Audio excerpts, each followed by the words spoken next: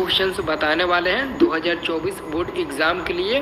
तो वीडियो को पूरा देखना और सभी ऑब्जेक्टिव क्वेश्चंस को याद कर लेना। 95% ऑब्जेक्टिव क्वेश्चंस यहाँ से फंसेगा।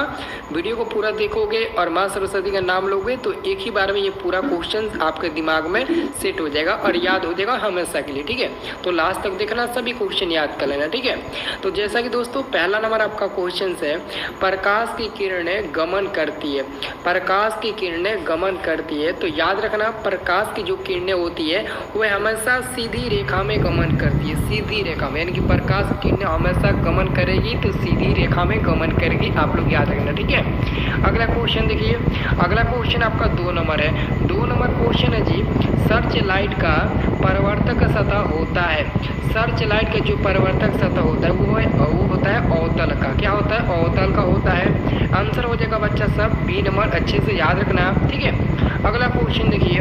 अगला क्वेश्चन है हम लोग का 3 नंबर, निर्वात में प्रकाश की चाल क्या होती है। तो निर्वात में प्रकाश की चाल क्या होती है? तो याद रखना 3 × 10 के पावर 8 मीटर पर सेकेंड निर्वात में प्रकाश की चाल होती है। तो ऑप्शन नंबर देखो ए नंबर में दिया है, तो ए नंबर वाला हमारा सही आंसर हो जाएगा। ठीक है दोस्तों, आप लोग चैनल को सब्सक्राइब कर लेना। ठीक है, मैं आपको डेली शाम को 6:30 बजे लाइव क्लास दूंगा बिल्कुल फ्री में। ठीक है, और एक और बात आप लोगों को मैं बता दूं, ठीक है, आपको साइंस का ही नहीं बल्कि जो भी सब्जेक्ट है, संस्कृत है, हिंदी है, मैथ है और भी सब्जेक्ट है, सोशल साइंस है, सबका मैं आपको एक एक ऑब्जेक्टिव क्वेश्चन बता दूंगा ताकि आपको एग्जाम में कोई दिक्कत ना हो। ठीक है, और एग्जाम में सब क्वेश्चन फंस जाएगा और अच्छे से कॉपी लिखना और अच्छे मार्क्स लाना। ठीक है, तो चलो 4 नंबर क्वेश्चन देखते हैं कि मानव नेत्र में किस प्रकार का लेंस पाया जाता है।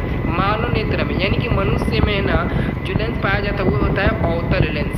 जैसा हम लोग मनुष्य हैं, हम लोग के अंदर उत्तल लेंस पाया जाता है। हम लोग के जो नेत्र होता है उसमें उत्तल लेंस पाया जाता है। अगर कोई पूछे तो बोल देना उसमें उत्तल लेंस पाया जाता है। ठीक है, अगला क्वेश्चन है हम लोगों का 5 नंबर। देखो जी 5 नंबर क्वेश्चन क्या है। 5 नंबर क्वेश्चन है, मानव नेत्र जिस भाग पर प्रतिबिंब बनाता है वो भाग कौन सा है। वो भाग आपका है दोस्तों ये डी नंबर वाला दृष्टि पटल, जिसको हम लोग रेटिना भी बोलते हैं। तो नाम याद रखना क्योंकि ऑप्शन थोड़ा इधर उधर हो गया, लेकिन कोई बात नहीं है, आप लोग डायरेक्ट आंसर याद रखना, जिसको हम लोग दृष्टि पटल कहते हैं या फिर रेटिना भी इसका नाम हम लोग देते हैं। ठीक है, तो कभी कभी एग्जाम में दृष्टि पर न देकर रेटिना भी दिया रहता है, तो थोड़ा अच्छे से देखना। ठीक है, अब देखो अगला क्वेश्चन आपका है 6 नंबर। 6 नंबर क्वेश्चन है, सामान्य नेत्र का दूरबिंदु है। देखो सामान्य नेत्र का दूरबिंदु अनंत होता है। क्या होता है जी? अनंत होता है। सामान्य यानी कि अगर आपका आँख स्वस्थ है और आपको आँख में कोई प्रॉब्लम नहीं है तो आप अनंत दूरिया को देख सकते हैं। तो आंसर होगा डी नंबर वाला। ठीक है, चलो अगला क्वेश्चन देखते हैं। अगला क्वेश्चन है 7 नंबर, ऊर्जा का एसआई मात्रक होता है। देखो जी ऊर्जा का एसआई मात्रक जूल होता है। ऊर्जा का एसआई मात्रक जूल होता है, तो आंसर हमारा होगा बी नंबर वाला, ऊर्जा का एसआई मात्रक जूल होता है। ठीक है, अगला क्वेश्चन देखो। अगला क्वेश्चन है हम लोग का 8 नंबर। 8 नंबर क्वेश्चन है, निम्न में किसका अर्थ है जल, यानी कि जल बताना है किसका अर्थ होता है। तो सबसे पहले आपको बताना चाहिए कि जल का रासायनिक सूत्र क्या होता है? H2O होता है। तो H से शुरू हुआ है तो हाइड्रो, देखो हाइड्रो का मतलब हुआ H, यानी कि H से शुरू हुआ है तो H2O यानी कि हाइड्रो का मतलब हो गया जल। तो हमारा आंसर हो जाएगा डी नंबर वाला। ठीक है, सब लोग एक बार ऊपर वाले के नाम लेना, ये पूरा क्वेश्चन आपके दिमाग में सेट हो जाएगा। ठीक है, और सब लोग लाइक करना वीडियो को। ठीक है, लाइक करना तभी तो याद होगा आपको ये पूरा क्वेश्चन।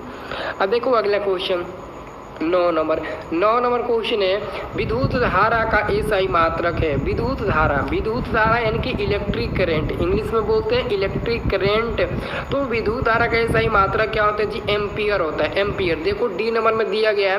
एम्पियर को हम लोग ए से सूचित करते हैं और एम्पियर आई होता है। ठीक है, याद रखना। ठीक है सब लोग। अगला क्वेश्चन देखो, अगला क्वेश्चन है आपका 10 नंबर, 1 वोल्ट कहलाता है। 1 वोल्ट बराबर क्या होता है? 1 वोल्ट बराबर जी याद रखना 1 जूल पर कूलम्ब होता है। 1 जूल बटे 1 कूलम्ब होता है। तो देखो कहाँ पर दिया है, ऑप्शन नंबर देखो बी नंबर में दिया है कि नहीं। ऑप्शन नंबर बी को देखो 1 जूल पर कूलम्ब दिया ना, तो यही वाला आपका आंसर